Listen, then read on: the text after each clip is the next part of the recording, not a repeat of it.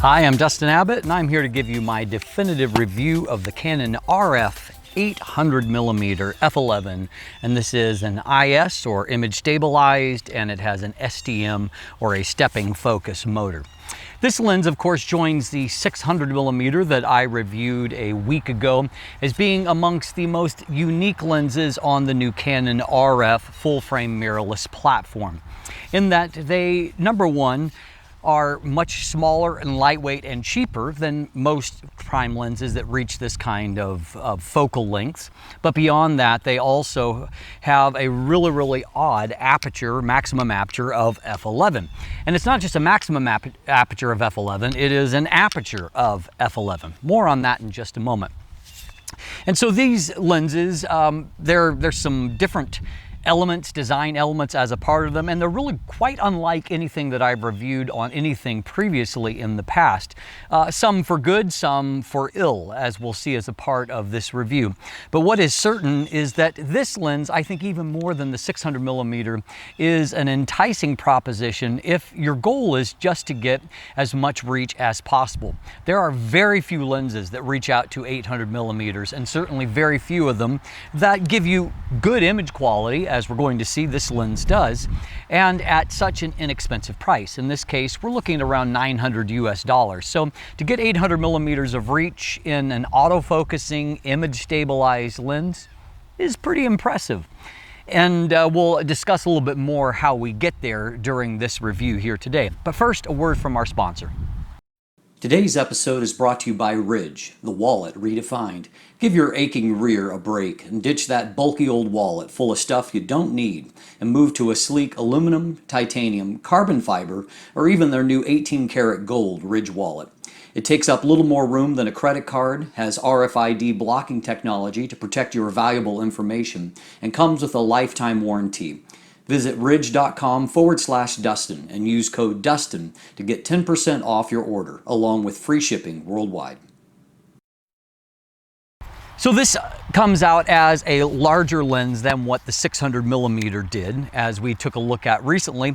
And even though it is definitely larger and it is heavier, it still is an incredibly lightweight and relatively compact tool for this kind of reach. So let's break down the build and the design of the lens and give you more information, give you a closer look at it. Let's dive in and take a look.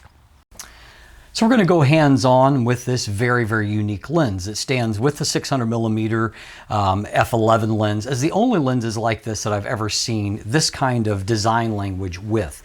And so there are some serious quirks that are a part of this design, and that starts when you power the camera on. The first thing you're going to see is a notification to set the lens to the shooting position. So you can't use the lens until first you release this locking position here.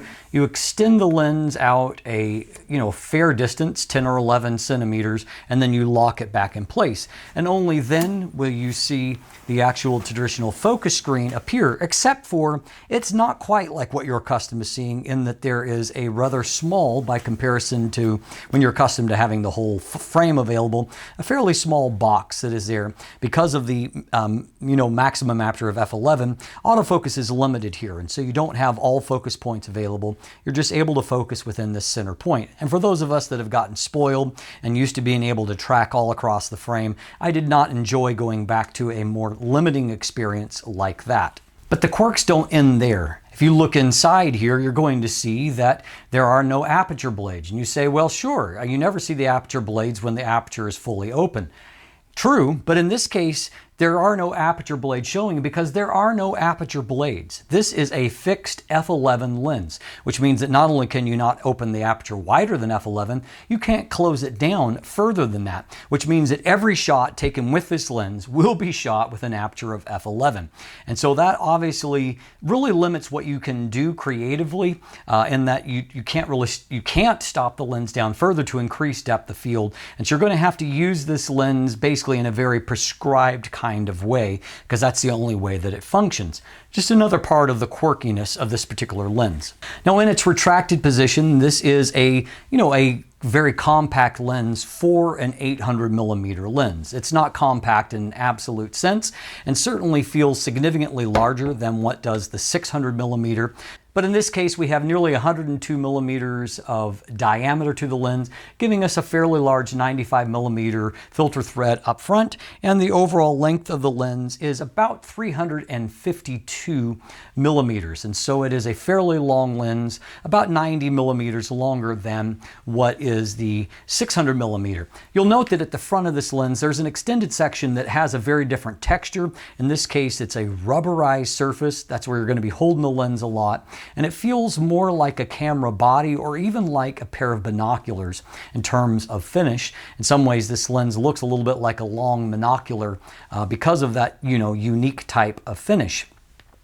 Not included here is a lens hood. Canon persists in its non-L series lenses of not including lens hoods, which seems really odd to not have an included lens hood in a lens like this. Also, there is no kind of weather sealing included as well, and somewhat unique to a lens like this, although there is an attachment point for a tripod foot, it doesn't actually come with a tripod foot, which is the reason why you'll see that I am having to have a rather precarious balance with my little tabletop tripod of mounting this on the camera and then having all of that weight out in front. And I've taken care of that by making sure that I have a leg underneath here that is supporting that weight as it would like to tip forward.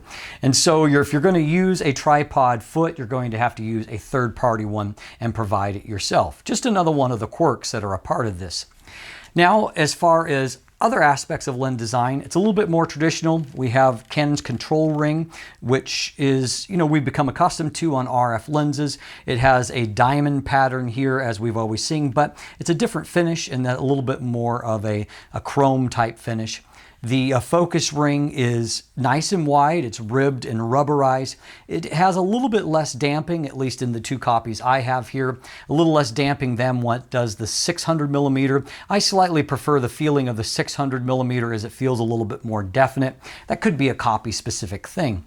There are three different switches here, including a focus limiter, 2-position, full, and then 20 meters to infinity. Now that's kind of a long distance. 20 meters is starting you at nearly 70 feet away. And so it's kind of an odd starting position for that. But that also betrays the fact that this lens really is not designed for close focus at all. It can only focus as close as 6 meters, which is nearly 20 feet. And so you're not going to be able to get close with this lens. And it has a very low, like the 600 millimeter, magnification of 0.14 times. And so this is not a lens that's going to double as a macro lens in any way, shape, or form.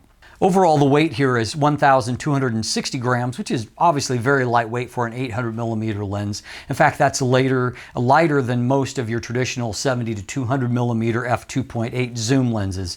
And so it is definitely a lightweight lens.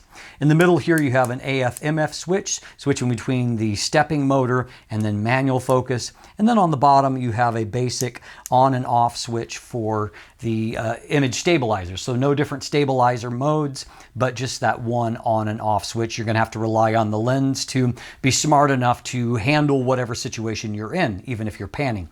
Now, I will say on a positive note that the image stabilizer here works very effectively, particularly for such a long focal length, and it's very, very appreciated because with a minimum or a maximum aperture and minimum aperture of f11, it means that in most lighting conditions, it's going to be hard for you to get a fast enough shutter speed to really stop action. And so if you're shooting an unmoving subject, you can rely a little bit more on that and keep your ISO low. Otherwise, you're going to have to crank that ISO because no image stabilizer is going to stop the actual movement of your subject. And so the only way to accomplish that is to get that shutter speed up fast, which is hard to do here with a maximum aperture of f11. So just one of the quirks in operation of this lens.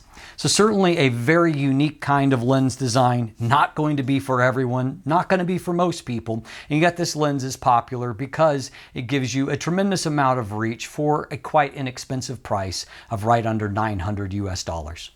In some ways, I feel a little more open to accepting some of the quirks and flaws of this particular lens simply because unlike the 600mm. At 600mm, there's quite a number of options of getting you there. Doesn't mean that they're necessarily better, but they are different options. Bottom line is you still get to 600mm. That's really not true when you talk about an 800mm lens. There just are very, very few lenses that are going to get you there.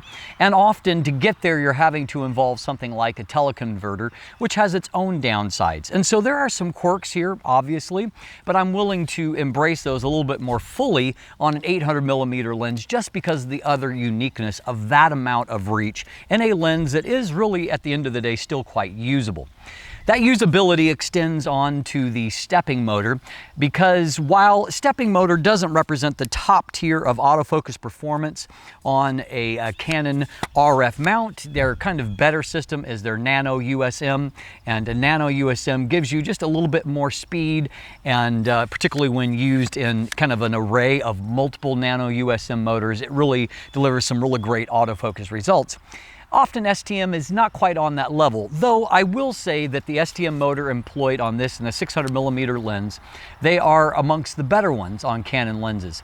First of all, there is a very good amount of quietness. There's not a lot of focus sound, and even if I were to focus with the lens near my ear, I hear only the faintest little clicking sound inside, which is almost inaudible. And so there's very little focus noise. Focus speed is generally fairly good, though obviously there are some limitations on a lens like this in that if you're trying to go from, close to distant, the reality is that it doesn't really focus all that close. And so in this case, your closest focus point is 20 feet away. And so, or 6 meters. And so that means that, it's not so much up close to infinity, it's less, less far to infinity. And so at the end of the day, I do find that focus is fairly good. The biggest place that I am going to miss more focus speed is actually during initial acquisition, say with birds in flight. Obviously, this is a really long focal length, and it's not like a zoom lens where you get to kind of acquire subject and then zoom in closer to it.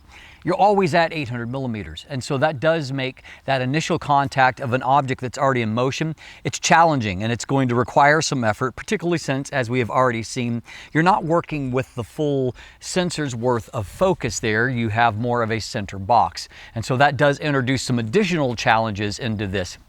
That being said, I was actually really pleasantly surprised at how good focus was for example, bird in flight. And so if I were to once I had acquired focus, I could track, even though it takes a lot more work with a long, very narrow angle of view and not having the full sensor to work with, with some effort, I could track, this seagull in flight, for example. And as you can see, though, it's some weaving up and down, either the bird's doing that or maybe I'm doing that, you can see that consistently that I was in focus. Even more so, let's run that clip back again, but now zoomed in a fair bit.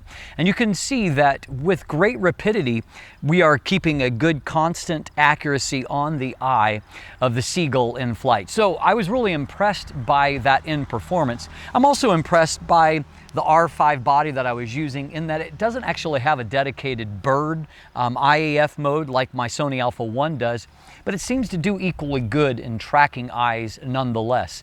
And so I could certainly see it lock on and track during flight and just really deliver very good results in that setting. So I was very impressed with that. And so of course, if you're able to capture the bird in flight, capturing, for example, these birds that are still or just hopping around, easy peasy, no problem at all with autofocus there.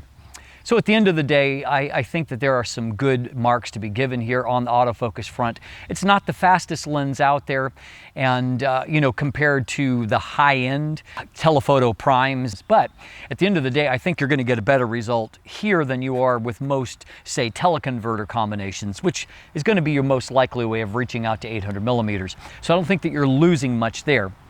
Now, my major caveat that I do have to give here is you have to remember this is always f11. The sensor is never going to get more light than f11.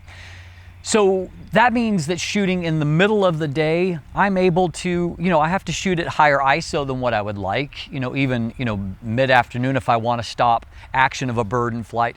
I'm going to have to shoot ISO 1600, 3200 at least to achieve that. But if you're working at the margins at all in lower light conditions, this lens is probably going to give you some frustration. So that could be, very early morning for shooting wildlife, and so, the sun's just rising and there's still, kind of maybe misty conditions, or it's just kind of dim. Your autofocus speed is going to drop, and it's going to drop because there's a minimal amount of light that's able to get through the lens to the sensor. Likewise, at late evening or in lower light or stadium conditions where the lighting's not very good, you're going to have frustrations. This is not a true, replacement for an f4 or an f5.6 lens in those kinds of situations. And so you have to be realistic about the kind of scenarios where this lens is going to thrive and where it's not going to, and use it to its strengths. And I think if you use it to your strengths, you are going to be quite satisfied with the performance. The same, I think, is going to be true in many ways when we talk about the image quality performance. There are some oddity lenses out there, for example, like mirror lenses that can give you very long reach in a fairly compact body, but often the image quality is really mediocre. As we're going to see in just a moment, this lens is far better than mediocre in that performance. Let's dive in and let's take a look.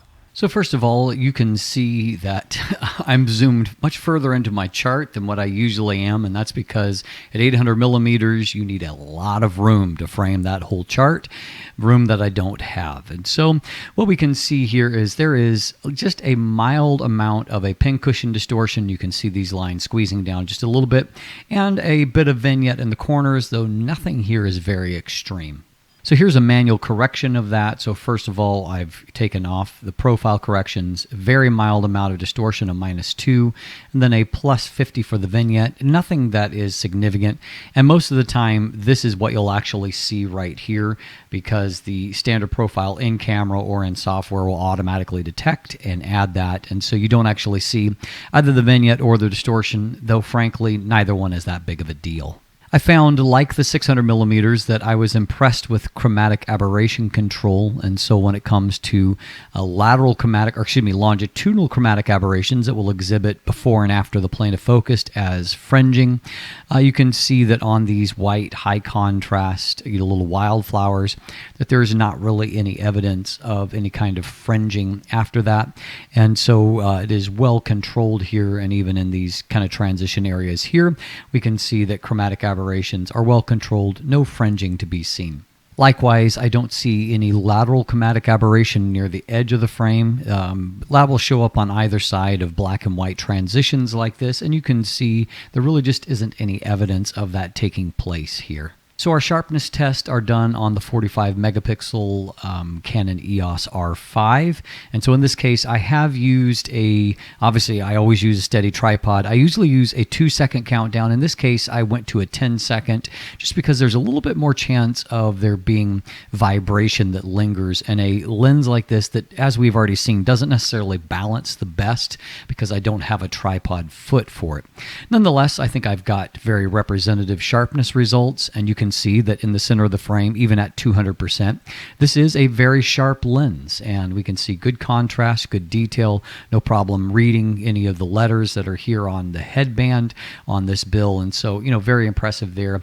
If we move off towards the side on this Canadian bill, you can see that again, there's lots of good information there. You can see lots of the weave and textures on the bill itself. So very impressive, and while I don't have the whole bill to work from, we can see working right down here into the corner, there is a fairly good profile that reaches right out into the very edge of the frame with good detail and contrast there as well. So I actually recomposed, and so we would have a chance to really examine further the corner performance. And so here you see that again, it's just a really strong look. You can see that there's great detail that really wasn't much different than what we saw in the mid-frame edge, and that goes right out to the the extreme edge here. Maybe not quite as much contrast right here at the edge, but still a very good amount. So as noted previously, the maximum magnification figure is not super high here, but you can see that it's a fairly flat plane of focus with good detail across here. And if I zoom into a pixel level, I feel like the contrast is ever so slightly reduced, not quite as good as what we saw at a more standard viewing level, but overall this is still a fairly good result. And again, looking off towards the edge of the frame, it's a very usable amount of detail, just a little bit reduced contrast at the minimum focus distance. So of course, lenses like this are really great for shooting the moon. In this case, this is a handheld shot, so you could get even better detail if you were in more optimal conditions. There were coming through, this is either a blood moon that was coming through, or it could just be atmospheric conditions at the time.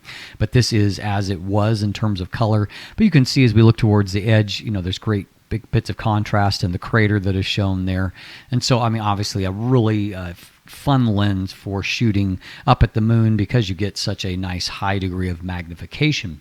Now, the quality of the bokeh can be impressive, mostly because 800 millimeters is an extremely long focal length. And so, as we can see here, even at an aperture of f11, all behind us is completely blurred out. Very, very nice. Here, we've got a little bit that's in that transition area, and so there's a little bit of distracting lines, but overall, very nice and soft as far as the bokeh. And then taking a look at this image where you have more varying layers. And so this is just actually on a beach. And so it's very interesting what you can do with the compression with a long focal length like this, that, the beach seems to be like a wall behind the seagull here. But in fact, it's just the angle. And it just goes to show you can really get unique looking images at 800 millimeters. And so here you can see at a 1:1 pixel level that there's nice detail in the feathers around the eye here. Eye detect has worked very well. Colors are nice. Here again, another seagull. You can see that once again, eye detect is just really, really effective, nailing it, and good detail in the feathers. Everything looks quite nice. And these are real world results, so, this is more indicative of what you can actually get. And again, I think that's a very good performance on a 45 megapixel sensor there. So I'm impressed with that. I was also impressed in this image. Now I've kind of color toned to taste here, but again, you can see that the focus and the degree is good. It's a little bit more of a look that's been put on here, but it's kind of working on the fact that ISO is a little bit higher, and so I've gone with a higher contrast look because it just gives some punch to the image. I found that in all of my sequences here of birds in flight, I was really impressed by how much the detail there was on the eye, how good a job the lens did, along with the camera, the focus system of the R5, of just always keeping that bird's eye in focus. And even though there isn't an engaged or active bird AF mode like we see on the new Sony Alpha 1, you really don't see the difference because it does such a great job in this application. Now, a couple of final observations, as I point out, and I like to point out on all of these long telephoto reviews, because it's a phenomena that will really throw people. When you're shooting over areas where there's different thermal deposits, for example, here over water, and on this particular day, it was a hot day, it was humid, and of course the water was cooler than the temperature of the air. That creates these thermal pockets that really do kind of distort and diminish the amount of sharpness. And so it's not a matter of the lens being softer, it's just the reality of physics on those days. And if you shoot in other conditions that are a little bit more optimal, you'll see here that the detail obviously looks better in this particular image. And so on the subject, it looks good here, but you'll notice that even beyond the kayaker, there's obviously some different thermal deposits, and you get this almost painterly kind of look that is in large part just a distortion. You see here, it looks like rough brush strokes, and that is a distortion that is an atmospheric distortion that is caused by those different thermal deposits. And so don't be too frustrated if your images aren't as sharp as what you like under those conditions, because even if you had a $10,000 lens, it wouldn't be radically different because of physics, which you have no control over. So that image quality evaluation obviously is a little simpler than usual. When you only have one focal length and one aperture to evaluate, it really does take a lot of the variables out of the equation. But, in that controlled environment, I'm really impressed with the kind of image quality that I'm getting. That's really good resolution, and, for that kind of reach, that's great results. As I mentioned in the 600mm lens, though, you do have to temper that with some realities, real-world realities, and that is that if you have a moving subject, for example, and you have to get that ISO up, it means that you're not going to get the peak performance out of your camera. It means that, there's going to be probably a little bit more noise, that textures aren't going to be quite as pronounced, and and maybe you have less dynamic range to work with in your images because of shooting at higher ISO values. That's that's part and parcel with a lens with an aperture of f11, and so you're going to have to take that into consideration. That being said, though, this is a legitimate lens that can produce legitimately good images, again, if you use it at its strength. And that's really where I come down on these lenses. I think that for a certain kind of photographer, these are great additions to the Canon RF lineup, in that it enables those without deep pockets to get some truly amazing reach. But whether you're going to be satisfied or dissatisfied with this lens, in large part, is going to come down to how realistic your expectations are of it and the situations, environments that you can use it in. This is a lens that has no weather sealing, and so it's not going to be as good in, places that are very sandy or moist. That's going to be an issue there. If you're shooting in anything other than optimal lighting conditions, you're going to have some frustrations. And so you have to appreciate this lens for what it is. And I know some of you, this is the kind of lens that you keep in your car for those, those moments of opportunity when you need to reach that distant subject, and you can throw this on and it gets the job done for you. And so I think that there are certain photographers that are really going to love this lens and appreciate the fact that it unlocks a type of photography for them that would be otherwise unreachable. And so to Canon, I say, kudos for taking a bit of a risk with lenses like this. And I think that for the right people, they are something that has value, just not for everyone. I'm Dustin Abbott, and if you look in the description down below, you can find linkage to my full text review. There's also linkage there to the image gallery, so you can check out some of the photos that I've taken with this combination. There are some buying links there if you'd like to purchase one for yourself. Also linkage to purchase my merchandise, to sign up for my newsletter, to follow either Craig or I on social media. And also, of course, you can sign up to become a patron to help to support this channel. And if you haven't already, please click that subscribe button right here on YouTube. Thanks for watching. Have a great day, and let the light in.